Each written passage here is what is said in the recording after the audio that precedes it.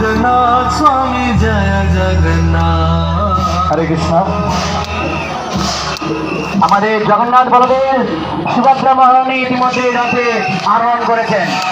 যাদের এখানে অনুমতি নেই এই ব্যারিকেডের ভেতরে তারা বাইরে চলে যান দয়া করে। জগন্নাথ দেবকে উপরে আরোহণ করতে দিন।